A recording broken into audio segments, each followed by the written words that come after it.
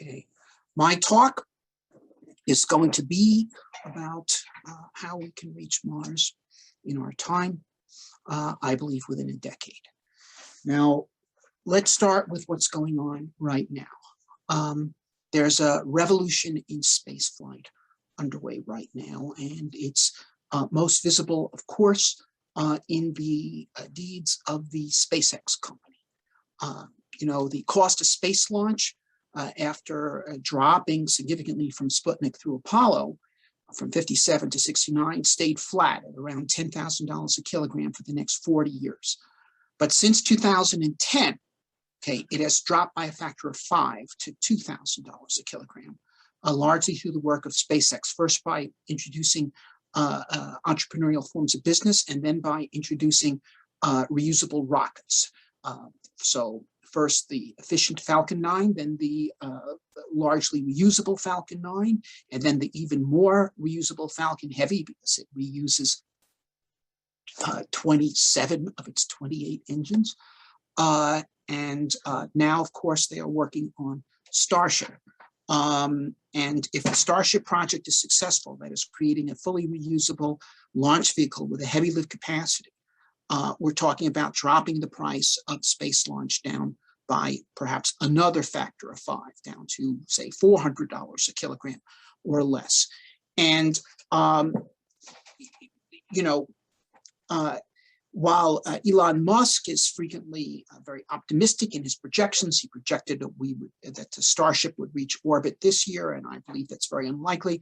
I think there's a good chance it will reach orbit next year, and if it doesn't, then certainly in the year after, because the approach they're taking to this is extremely muscular. Musk is not building a spaceship, he's building a shipyard. They are mass producing Starship prototypes currently at a rate of around 1 a month, and their strategy has been build, fly, crash, fix whatever went wrong, and try again and keep pushing. In fact, this has been the strategy that SpaceX has adopted from its beginning, with 3 Falcon 1 failures before its first success, with 5 failures of the Falcon 9 landing system before its first success, with 5 or so failures of the Starship second stage landing system before its first success, and they're just muscling through this. And so this is going to happen. This is going to happen because these people are proceeding with resolution. They are not stopped by failure. And I think one of Musk's most important characteristics and the characteristic of the SpaceX team is not simply their ingenuity and creativity, but their toughness, the willingness to risk failure, take failure, and keep going until they get to where they want to go. And what has happened here is what Musk has not only, well, he's introduced a number of very useful flight systems, including the Falcons and the Dragons and so forth. But he's proven a point.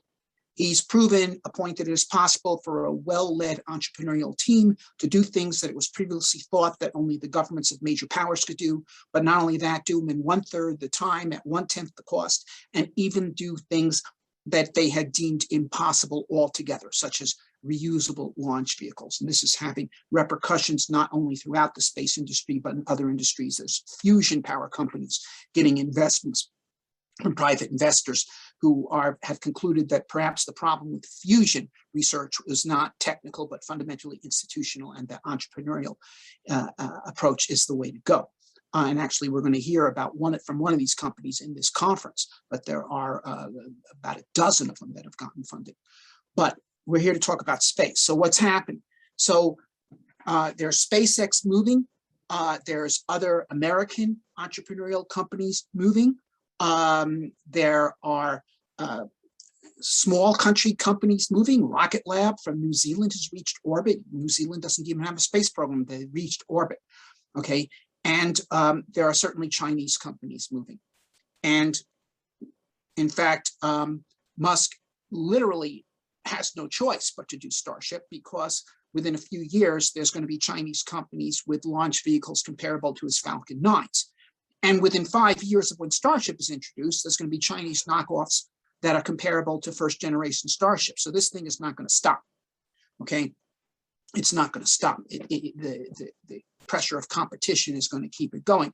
And as space launch gets cheaper, there's going to be more space launches, which will make spacecraft cheaper and also more advanced, both because there'll be more spacecraft and because spacecraft designers will be less conservative if the launch doesn't cost as much. So spacecraft will become cheaper, more effective, more cost effective. And that makes all sorts of space business plans more probable, and that will in turn increase the amount of space launch. And I believe space launch will break into entirely new types of market, including intercontinental travel, because the space is a global ocean with zero drag. And there's plenty of opportunity there to travel anywhere to anywhere in less than an hour. And while there were 100 space launches in the world last year, and there will soon be several hundred, there's hundreds of intercontinental flights every hour. And when space launch breaks into that, there will be thousands of spaceships flying around the world. Starship, SpaceX vehicles, Chinese knockoffs, other companies from other places. Okay, now there's another thing though that Musk has proven, okay, and his team, okay, because there's much more to this than one man. And that is not just the power of entrepreneurship, but the power of ideas. Okay. Victor Hugo said that nothing can stop an idea whose time has come. And that is because a powerful idea, an idea with messengers, can recruit to its banners the forces necessary for its implementation. And that is exactly what has happened with SpaceX. Okay, SpaceX is a company that was created by an idea. It was not created by the profit motive. Okay, now Elon Musk will probably make money, lots of money with SpaceX because he's very good at making money. But that's not why he did it. Okay, there are certainly more probable ways to make money than starting a rocket company. He could have set up a chain of candy stores. He could have done any number of things that were more likely to produce a profit than starting his own launch company. And that, by the way, is also true, of course, of his electric car company as well. Rocket companies and electric car companies are two classic ways to turn a large fortune into a small fortune, but he's actually shown that they can work. Now, but this idea is what got him to make space his calling. And this idea is what got many members of his team to make space their calling. And in fact, the SpaceX engineers, they work twice as hard, twice as long hours, and for less pay than engineers at any other aerospace company. And that's what makes all the difference. This team, from its top down, is motivated by passion. Okay, an idea has motivated them. The idea has instilled passion, and with the idea and with passion, a commitment to it, they're making it happen. And nothing great has ever been accomplished without passion. And while not all people with passionately held convictions are right, they are the only ones that actually affect anything. Because unless you're willing to fight for your ideas, okay, work for your ideas, it doesn't matter what you think. But it does matter what these people think because they are motivated to do it. Now, this is going to make it possible for there to be humans to Mars. Right now, NASA nominally has a humans to the moon program. I would say it's a very confused program. They're throwing a lot of money around in a lot of different directions without what I would call a coherent plan to create a moon base. But they are throwing some money around, and some of it, in fact, is going to SpaceX, and that will help develop the Starship, and so that's a good thing. But how about humans to Mars? Right now, NASA has no plan for humans to Mars. The various ideas they throw around for humans Mars are just fanciful ideas that are being used as excuses to spend money on a variety of technology development programs. But Musk is committed to humans to Mars. Okay, you walk into SpaceX, you see a huge picture of Mars on the wall. That's what everybody sees every day coming to work and leaving. And the That's the vision. Now, as I said, Starship, I don't think it's going to reach orbit this year. I could be wrong, but I doubt it. I think there's an even chance next year and a certainty by the year after that, and absolutely for sure by 2024. Now, we're going to have an election in this country in 2024. Somebody's going to be elected president. And if starships are a reality, that is, if vehicles with a capacity equal to the Saturn V, but perhaps 1% the cost, are flying regularly to orbit, people are going to look at this. This is going to be part of the nature of reality. The president-elect's going to look at that, and he or she is going to turn to their advisors and say, look, this guy wants to send humans to Mars. And he's got these things flying around. If we got together with him, could we get people to Mars before the end of my second term? And the answer is going to be unquestionably yes. They say, well, will it cost $1 trillion? Well, no. Okay. In fact, we can probably do it within NASA's existing budget, because there's a bunch of odds and ends that are needed to make this happen that he can't develop, like space nuclear reactors to provide the power to make the return propellant on Mars. That's something really the government has to do because the fuel for it is controlled. And then there's other technologies that in principle SpaceX could develop but are unattractive for it to develop, like Mars ISRU systems, Mars spacesuits, Mars vehicles, because unlike Starship, which has commercial justification outside of a Mars program, these things are only useful as part of a Mars program. If we step forward with this, if we meet him halfway, yeah, we could have humans to Mars before the end of your second term. And we can do it within NASA's budget. And that's how I think we're going to get there.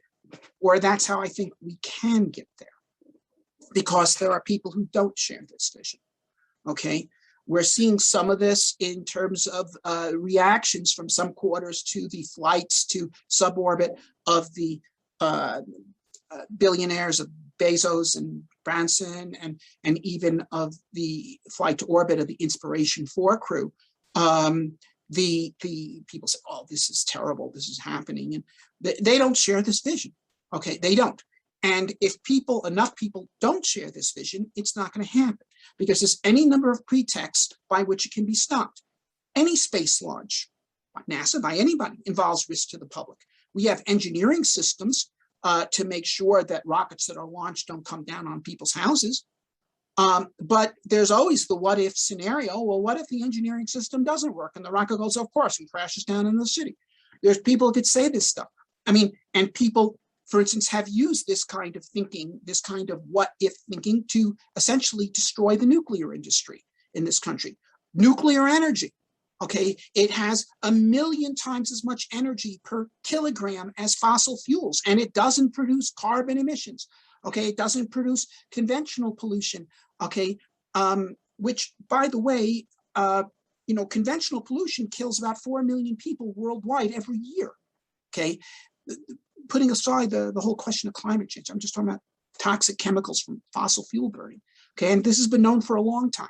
And we could stop with nuclear power, and yet the industry has been stymied by hysteria fomented by its opponents. And if people do not share our vision, if enough people don't share our vision, that a positive human future involves human expansion to space, then why take the risk of allowing these people to proceed with their entrepreneurial space launch vehicles? And they'll always claim that somehow that this industry, unless it is so thoroughly regulated that it can't exist, it represents some kind of danger. They'll stop it. Or they'll come up with crazy ideas, like the idea of back contamination from Mars. We're going to get the red death from Mars, even though, in fact, 500 kilograms of Mars rocks are landing on Earth every year and have for the past 4 billion years. So if there was the red death on Mars, we've already gotten it. Okay, but in fact, there isn't the red death on Mars because there's no macrofauna or macroflora on Mars, so Mars pathogens are impossible. But yet there'll be people who will promote that. Okay. This will only happen if there is a societal consensus that it should happen. And it'll happen a lot faster and better if there are more people in the game. In other words, this is the role of the Mars Society. The Mars Society does three things. We spread the vision, we engage in some political work to defend the various Mars missions, and we have projects of our own like the Mars Desert Station and University Rover Challenge. And the last two are the most visible, but the first is the most consequential, okay? Because it is by spreading this idea that recruited Elon Musk to make Mars his calling, that recruited his team to make Mars their calling, sufficient to put in the passion to make SpaceX a success. This vision, we need more people. We need more Musks doing things like that, okay, because he's not immortal, okay? And so we need more SpaceXs, but we need not just engineers. Mars needs poets, okay? Mars needs artists. Mars needs, the poet Shelley, British poet, said poets are the legislators of mankind, because culture is upstream of politics, okay? Culture determines what people think is important to do, and that then finds its way to be implemented by people, whether they are politicians or people who decide to devote their entrepreneurial skill to making something possible, or their engineering skill, or all these things. It is the motive. So we need filmmakers making films celebrating this vision of human exploration, and in particular human expansion to space. This space not just as a domain for horror pictures about alien microbes taking over your mind, but as space as a grand adventure for humanity. And this is what we can do by spreading this vision. This is what is necessary to make this happen. And I should say that this vision, if it captures and recruits significant numbers of people in all walks of life, has the capability of making humanity into a multi-planet spacefaring civilization, okay? The kind of vehicles that Musk is now bringing into being, okay, if these things are produced in numbers with support orbital businesses to support intercontinental travel, and then the SpaceX ones, the Chinese knockoffs, the other ones that will be there, there will be used copies of these, okay? So, I mean, Musk says he thinks he'll be able to build starships for 10 million a copy. Well, if they could transport 100 immigrants to Mars, okay, divide 10 million by 100 people, they could buy the damn starship and take it one way to Mars at $100,000 each.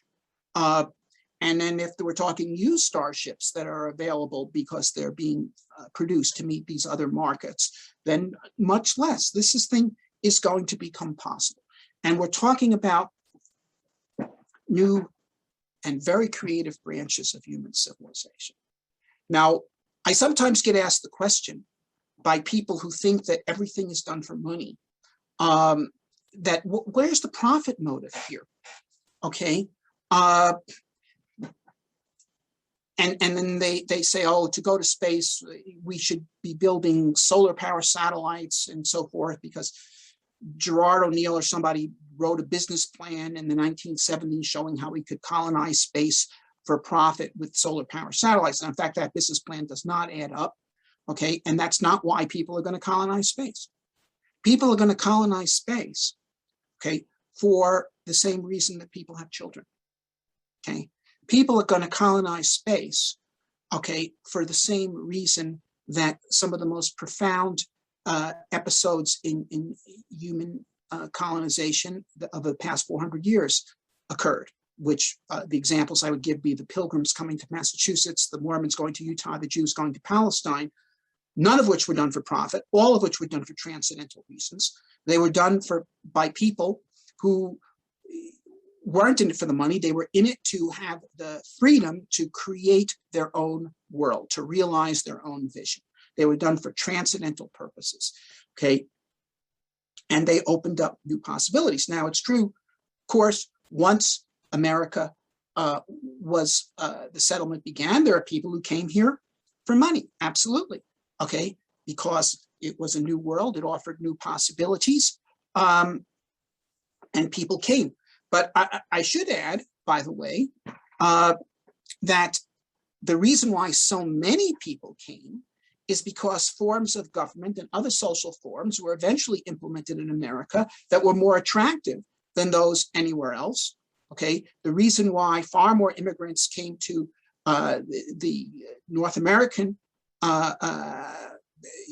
colonies in the United States than went to, say, the Caribbean colonies, from which more profit was to be extracted at that time, let alone South America or Mexico, was because of what it had to offer. And while I believe that there will be numerous Mars colonies started by people with very diverse ideas as to what the form of government should be, what the forms of society they should have. But it's the ones that are the best, that are judged the best by people, by prospective immigrants, those are the ones that will grow. This is why, along with extraterrestrial tyranny, is impossible, because nobody would want to go there. Okay, the Mars colonies that will grow and prevail, become examples for the other, and even examples for people back on Earth, will be those that implement the best social forms, the ones that provide people with the greatest opportunity to realize their full human potential. Okay, and this is how this is going to go. So it's not, and so when I say the best social forms, I'm not saying those that which I or anybody else around here might theorize are the best. It's the ones that actually prove to be the best. Okay, and people will vote with their feet to go there, and by doing so, that, in other words, these Mars colonies will be experiments in the same sense that the founders of the United States called our country a noble experiment. And for all its imperfections, it did offer people a better life than they could have in their old world countries. And so they voted with their feet to come here, and not only made America a tremendous success, but created an example which in certain ways, in terms of its ideal individual liberty and so forth, it became set a standard for whether a nation was moving with the right side of history or whether it's being left behind. And it moved all of humanity forward. And this is one reason why it is truly grand that humans will go to Mars, because we'll have an opportunity, that people will have an opportunity to go to places where the rules haven't been written yet and try out their ideas. And the ones that work will succeed for them and succeed for everyone. Okay? And this is the future that we can help create.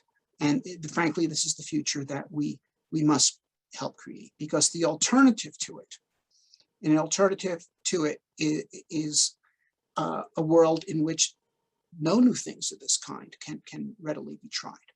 An alternative to this is a world in which people say, sooner or later, there's not going to be enough for everyone because there's only so much here. Okay. And this idea that there's only so much here and so there isn't enough for everyone is the idea, the mistaken idea that caused the great disasters of the 20th century. Okay. It's why Europe, which had never been better off than it was in 1914, decided to fight itself to death to determine who would get what is here. There was no actual shortage of resources in Europe or the world in 1914. It was imaginary, but it was no less effective. And the same thing in causing disaster. And the same was true in 1939. And the same will be true in the 21st century if people believe that all there is what is here, and we need to fight each other over who is going to get it. But if people understand that there's no need to fight over provinces, if by working together we can open up planets, okay, then that doesn't have to be our future.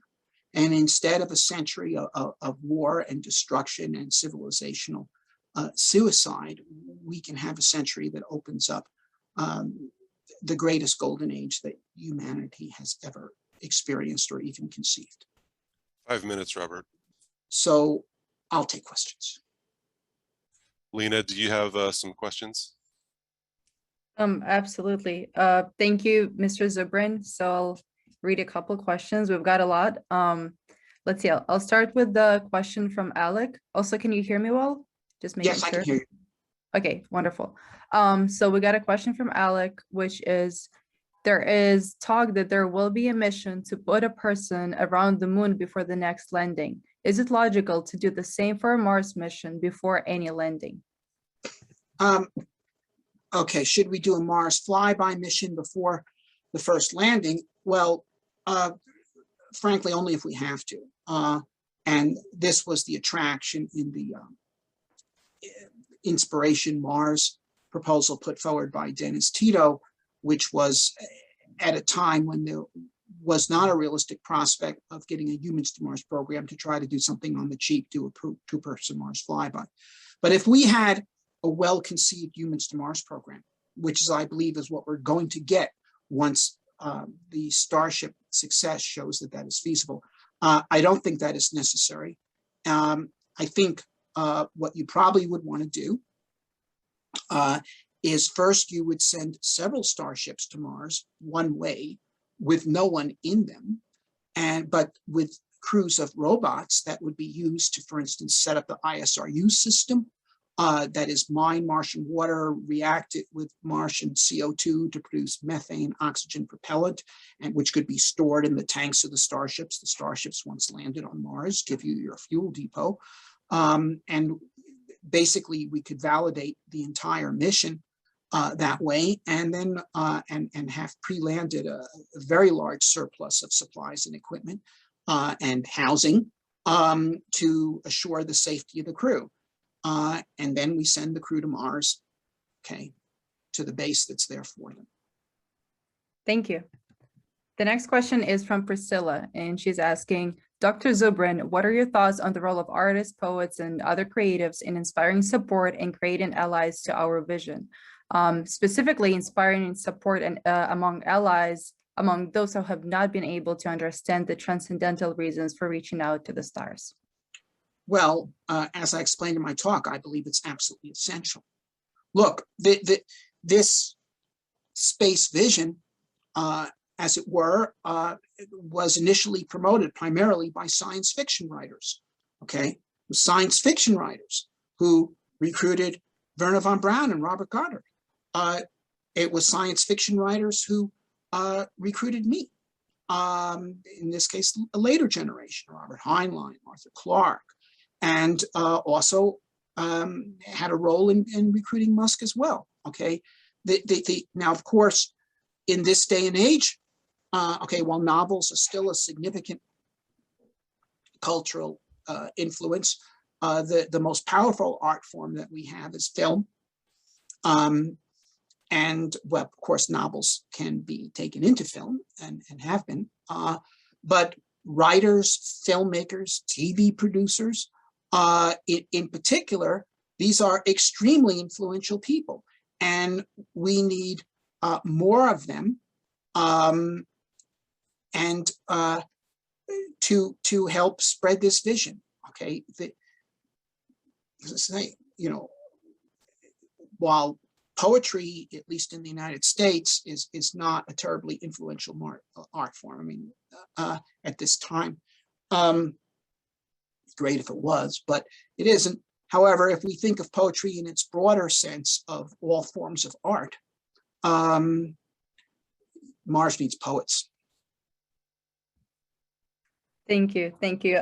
Totally agree. And we only have, I guess, 1 minute left, if I'm not mistaken, but I would love to ask maybe at least one more question, if that's allowed. So the last question, for example, could be, Dr. Zubrin, how do you think developing countries, say like Georgia, can play their part in the Mars mission?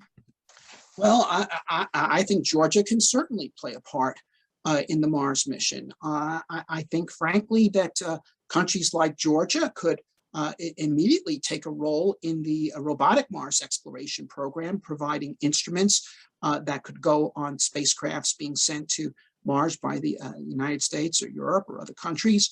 I think, frankly, that a country like Georgia could make a spacecraft, could make a Mars orbiter. the United Arab Emirates has. So this is not something that just needs to be done by large countries. Everyone can play, and or take part in designing all the different technologies that are needed for Mars, robotics technologies, power technologies, etc. This is a global endeavor for humanity. Thank you, Dr. Zubrin.